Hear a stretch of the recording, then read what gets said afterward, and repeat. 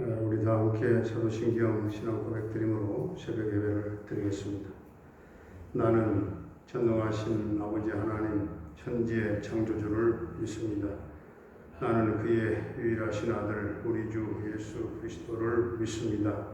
그는 성령으로 잉태되어 동정녀 마리아에게서 나시고 본디오 빌라도에게 고난을 받아 십자가에 못 박혀 죽으시고 장사된 지 사흘 만에 죽은 자 가운데서 다시 살아나셨으며 하늘에 오르시어 전능하신 아버지 하나님 우편에 앉아 계시다가 거기로부터 살아있는 자와 죽은 자를 심판하러 오십니다.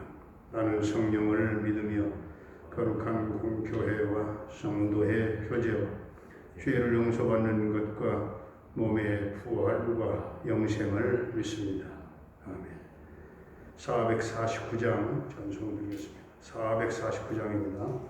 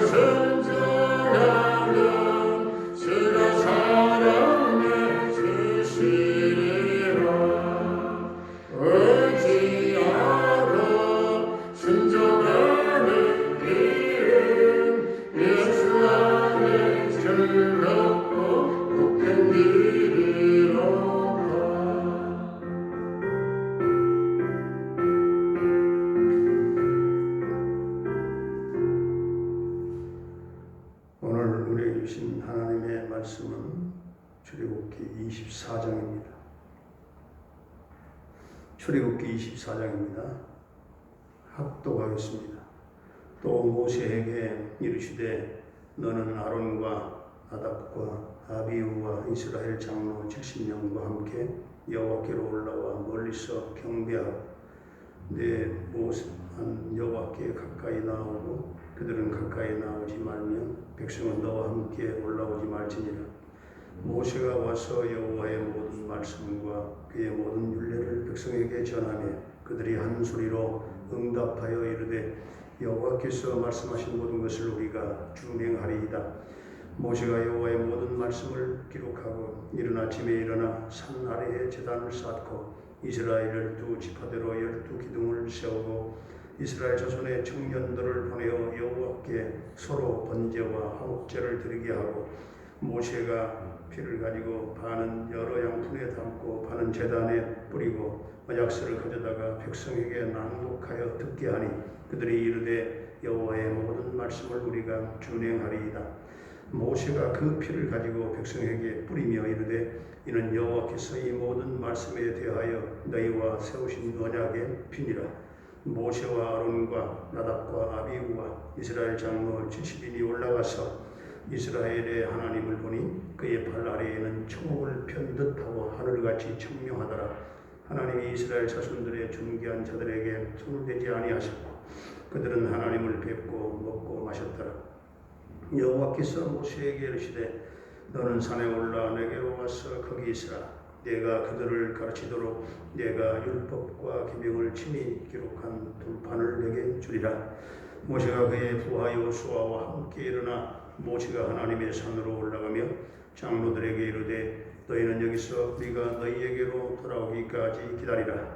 아론과 우리 너희와 함께 하리니 무릇 일이 있는 자는 그들에게로 나아갈지니라 하고 모세가 산에 오르매 구름이 산을 가리며 여호와의 영광이 신의 산 위에 머무르고 구름이 여세 동안 산을 가리더니 일곱째 날에 여호와께서 구름 가운데서 모세를 부르시니라.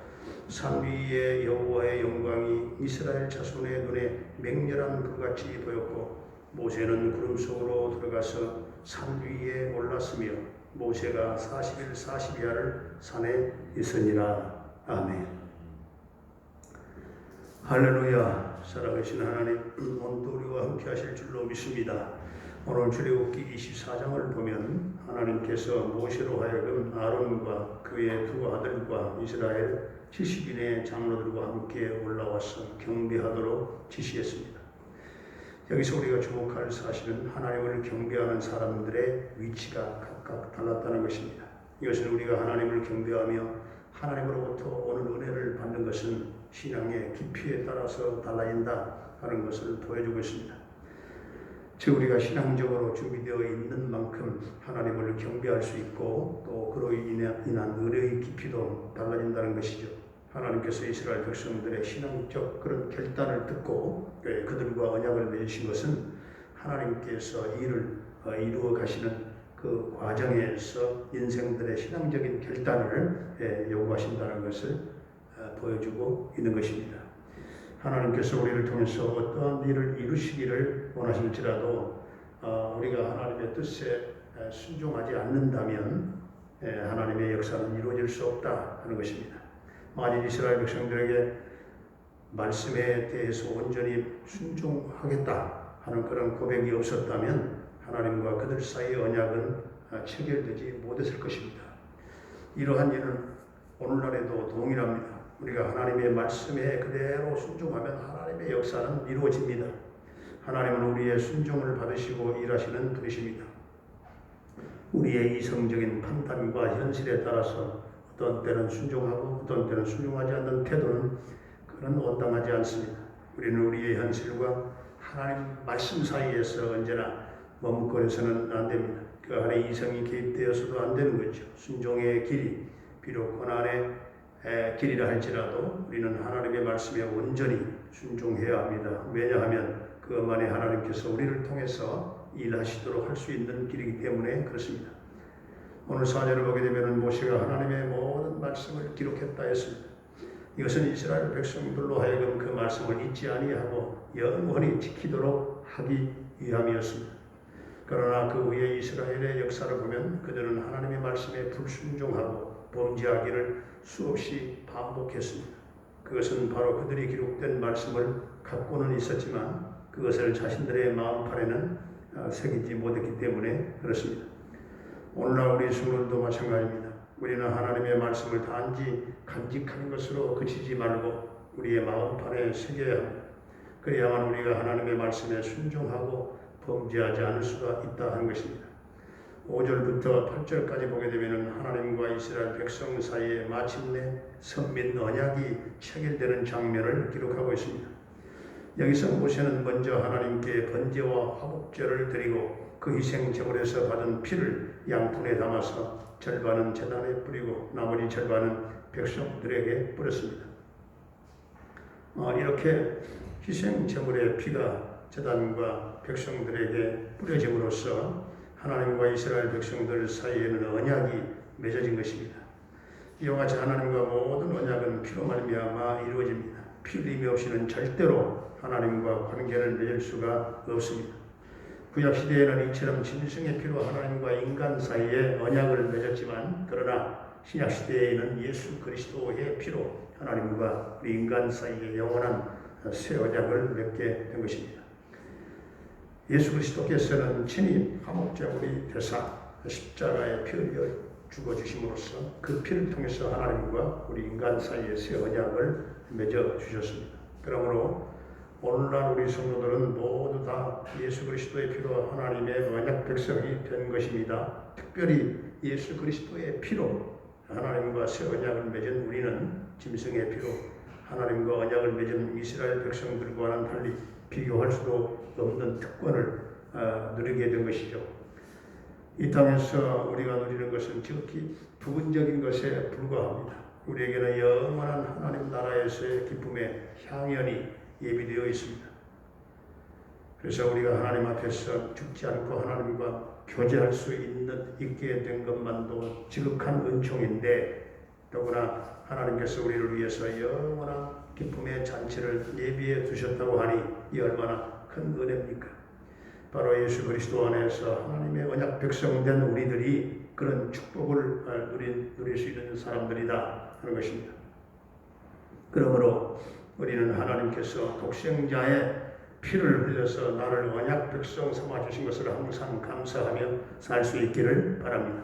그리고 언약 백성 된 우리들이 하나님 나라에서 누리게 될 그 축복을 항상 소망하며 살아갈 수 있게 되기를 주의 이름으로 축원합니다. 거룩하신 우리 아버지 하나님, 우리는 찬송과 기도와 말씀을 통해서 더욱더 하나님을 신뢰하며 신앙과 은혜의 깊이를 더해 가기를 원합니다.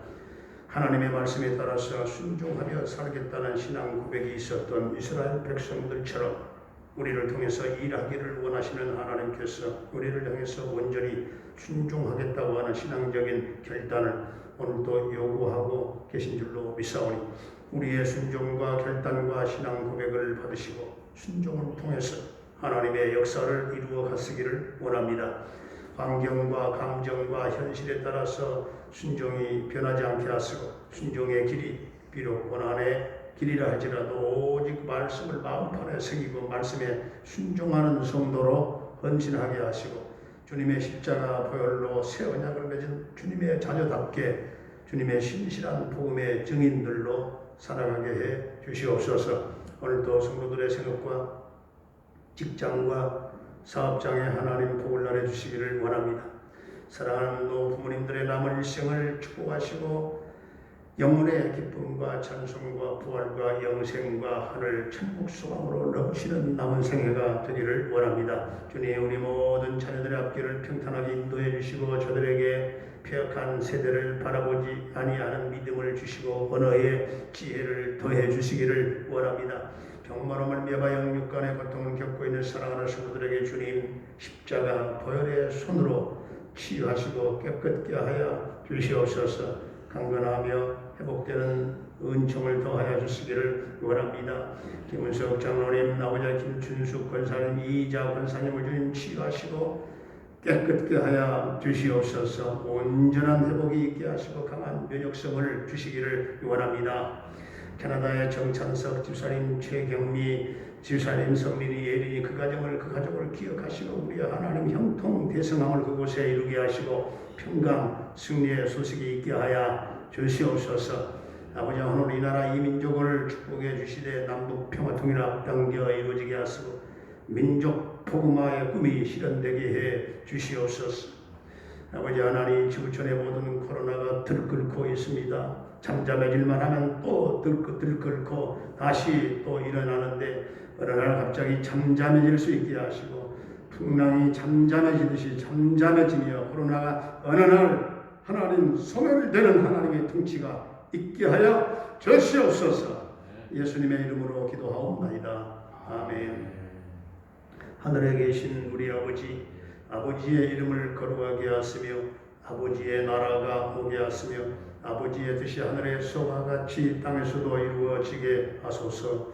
오늘 우리에게 일용할 양식을 주시고 우리가 우리에게 잘못한 사람을 용서하여 줄 것 같이 우리 죄를 용서하여 주시고 우리를 시험에 빠지지 않게 하시고 악에서 구하소서. 나라와 권능과 영광 영원히 아버지의 것입니다. 아멘.